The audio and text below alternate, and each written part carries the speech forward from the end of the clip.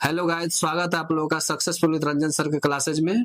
आज हम आप लोगों को राज्य के नीतिक निर्देशक तत्व के बारे में बताएंगे, जिसमें गांधीवादी सिद्धांत, समाजवादी सिद्धांत और बौद्धिकवादी सिद्धांत के बारे में बताया गया है। ठीक है, तो पहला प्रश्न हम लोग देखते हैं क्या कहता है कि इनमें से कौन सा नीतिक निर्देशक तत्व समाजवादी सिद्धांत के अनुरूप नहीं है। तो पहला ऑप्शन में है भौतिक संसाधनों का समान वितरण। ये हमारा सही है, क्योंकि ये नीतिक निर्देशक तत्व में समाजवादी सिद्धांत में इसका वर्णन मिलता है। कितना अनुच्छेद में? तो अनुच्छेद 39 में इसका वर्णन मिलता है, भौतिक संसाधनों का समान वितरण का। ठीक है, दूसरा नंबर ऑप्शन में है काम पाने का अधिकार।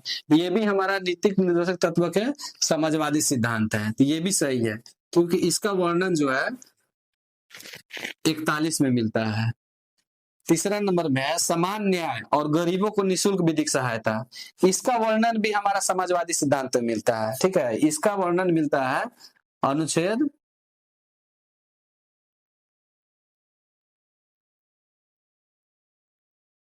39 के क में इसका वर्णन मिलता है।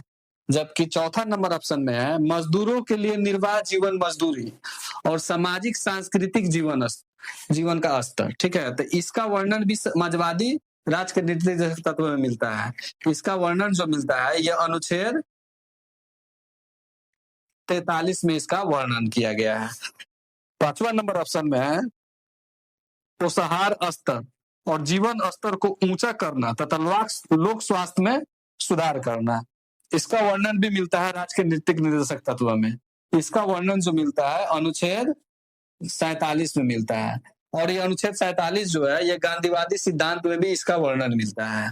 ठीक है, तो ये हमारा सभी ऑप्शन क्या है? सही है। इसके अलावा जो है और भी अनुच्छेद जो है जो समाजवादी नीतिक निर्देशक सिद्धांत के अंतर्गत आते हैं, जिसमें 39 में एक भौतिक संसाधनों का समान वितरण है, दूसरा है महिला प्लस पुरुष को समान कार्य के लिए समान वेतन मिलेगा।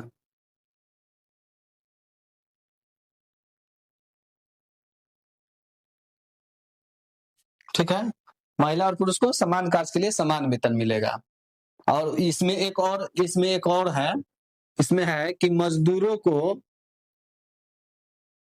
स्वास्थ्य स्थिति का दुरुपयोग तथा बालक अवस्था का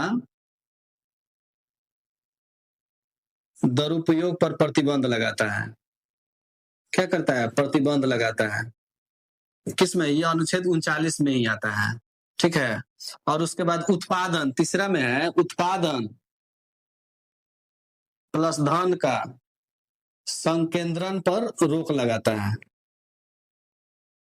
इसलिए 39 बहुत इंपॉर्टेंट है और ये समाजवादी सिद्धांत के अंतर्गत आता है। ठीक है, दूसरा है कि काम पाने का अधिकार 41 में दिया गया है।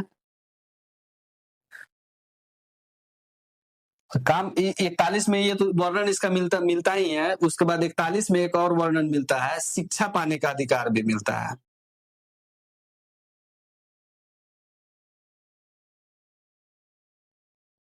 इसके अलावा बीमारी के समय लोक सहायता पाने का अधिकार, लोक सहायता पाने का अधिकार भी अनुच्छेद 41 से मिलता है। और ये सब क्या है? समाजवादी सिद्धांत है। तीसरा में क्या था? सामाजिक न्याय और गरीबों को निःशुल्क विधिक सहायता, ये 39 में है। और उसके बाद ये अनुच्छेद 43 में था मजदूरों के लिए निर्बाध जीवन मजदूरी भी एक और पॉइंट। इसमें एक और अधिकार मिलता है कि सामाजिक और सांस्कृतिक अवसर। इसका वर्णन भी कितना में? 43 में ही मिलता है। ठीक है, ये हमारा कितना आर्टिकल हो गया? एक 39 हो गया,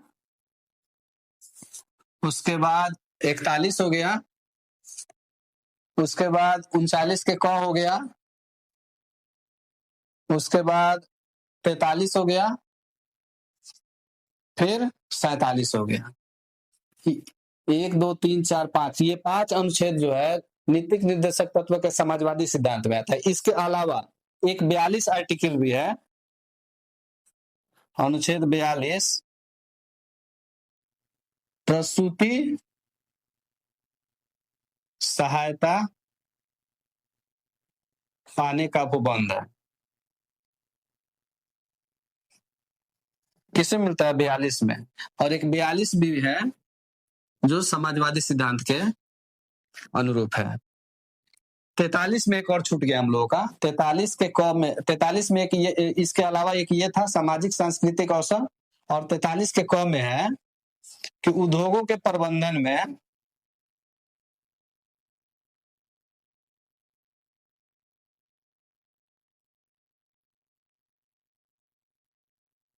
मजदूरों को भाग लेने के लिए कदम उठाना। ये हमारा मिलता है 43 के क भी हो जाएगा, 43 के क, ठीक है। यानी इसका 1 2 3 4 5 6 7 8 1 2 3 4 5 6 7 7 आर्टिकल जो है, कुल 7 कितना होगा? कुल 7 अनुच्छेद जो है ये हमारा राज्य के नीति तत्व के समाजवादी सिद्धांत में आता है। जबकि कॉमन में हो जाएगा आप लोगों को ये अनुच्छेद 47 गांधीवादी सिद्धांत में भी आता है और समाजवादी सिद्धांत में भी आता है। तो दूसरा नंबर क्वेश्चन देखते हैं हम लोग। क्वेश्चन कि निम्नलिखित में से कौन सा सिद्धांत गांधीवादी सिद्धांत के अनुरूप नहीं है? इसमें से देखना है हम लोग कौन सा गांधीवादी सिद्धांत के अनुरूप नहीं है। तो ऑप्शन ए में है ग्राम पंचायत का गठन, बी में है ग्रामीण क्षेत्रों में कुटीर उद्योगों को प्रोत्साहन, सी में है एससी एसटी और पिछड़ा वर्ग को शैक्षणिक आर्थिक हितों का प्रोत्साहन, चौथा में दुधारू पशु के बलि पर रोक, पांचवा में नशीली दवाओं दारू ड्रग के उपभोग पर प्रतिबंध। इनमें से कौन सा नहीं है? तो पहला देखते हैं हम लोग कि ग्राम पंचायत का गठन, ये गांधीवादी सिद्धांत है। ये इसका आर्टिकल 40 में वर्णन किया गया है ग्राम पंचायत का गठन का। ग्राम पंचायत का गठन करके स्वयं को सरकार के अंग के रूप में कार्य करने की शक्ति प्रदान करता है, आर्टिकल 40। बी में है कि ग्रामीण क्षेत्रों में कुटीर उद्योगों को प्रोत्साहन, ये भी गांधीवादी सिद्धांत है। ग्रामीण क्षेत्रों में कुटीर उद्योग जो है 2 स्तरों पर स्थापना करने की बात की गई, एक व्यक्तिगत स्तर पर और दूसरा है सहकारी स्तर पर। कुटीर उद्योगों को प्रोत्साहन दिया जाएगा। और सहकारी से है ये आर्टिकल 43 में मिलता है, आर्टिकल 43 में है। और सहकारी समिति भी आर्टिकल 43 में जोड़ा गया है, ये भी गांधीवादी सिद्धांत ही है। सहकारी समिति को 43A में जोड़ा गया है, ठीक है। ये भी गांधीवादी सिद्धांत है। तीसरा है एससी एसटी पिछड़ा वर्ग और शैक्षणिक आर्थिक हितों का प्रोत्साहन, ये भी गांधीवादी सिद्धांत है। इसको आर्टिकल अनुच्छेद 46 में इसका वर्णन मिलता है। अनुसूचित जाति, अनुसूचित जनजाति और समाज में जो पिछड़े वर्ग हैं उनके शैक्षणिक आर्थिक हितों को ध्यान में रखा जाएगा। सामाजिक अन्याय और शोषण से सुरक्षा प्रदान किया जाएगा। चौथा ऑप्शन में है कि दुधारू पशु की बलि पर रोक, ये भी गांधीवादी सिद्धांत है। इसको आर्टिकल अनुच्छेद 48 में इसका वर्णन मिलता है। दुधारू पशु के बलि पर रोक, दुधारू पशु मतलब क्या? गाय, बछड़ा या जो भी दूध देने वाले पशु है उनके बलि पर रोक गांधीवादी सिद्धांत को वर्णन करता है, ठीक है। पांचवा में है नशीली दवाओं दारू ड्रग और उपभोग पर प्रतिबंध किया गया है, ये भी गांधीवादी सिद्धांत है। यानी कि 5 गांधीवादी सिद्धांत है। नशीली दवाओं दारू ड्रग जो है ये आर्टिकल 47 में है, इसका आर्टिकल 47 में इसका वर्णन किया गया है। बिहार में जो शराबबंदी है इसी 47 के तहत बिहार में शराबबंदी किया गया है। तो ये 5 ऑप्शन जो है सब गांधीवादी सिद्धांत है। तो हमारे गांधीवादी सिद्धांत में कौन कौन सा आर्टिकल आ गया? तो अनुच्छेद 40, उसके बाद 43 का ए भी गांधीवादी सिद्धांत में आता है, ठीक। उसके बाद अनुच्छेद 46, 48 और फिर 47, ये सब क्या है? ये एक दो तीन चार पांच छह, छह अनुच्छेद जो है राज्य के नीति निर्देशक तत्व में, ये सब गांधीवादी सिद्धांत के अंतर्गत आता है। देखते हैं हम लोग नेक्स्ट क्वेश्चन। तीसरा क्वेश्चन है कि इनमें से कौन सा बौद्धिक सिद्धांत का अनुरूप है?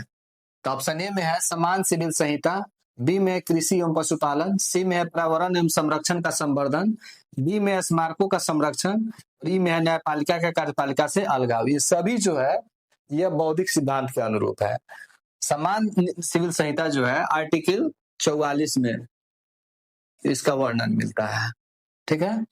जबकि ये कृषि एवं पशुपालन जो है इसका अनुच्छेद 48 में इसका वर्णन मिलता है, मिलता है। तो कृषि एवं पशुपालन जो है ना, ये वैज्ञानिक, आधुनिक,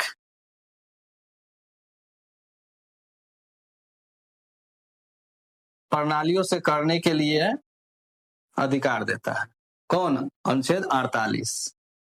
सी में पर्यावरण का संरक्षण एवं संवर्धन, ये 48 के ए में है, ठीक है। पर्यावरण का संरक्षण एवं संवर्धन एवं वन तथा वन जीवों की रक्षा का अधिकार भी देता है, रक्षा का अधिकार भी देता है। कौन? अनुच्छेद 48। डी में है स्मारकों का संरक्षण, ये आर्टिकल अनुच्छेद इसका 49 में वर्णन मिलता है।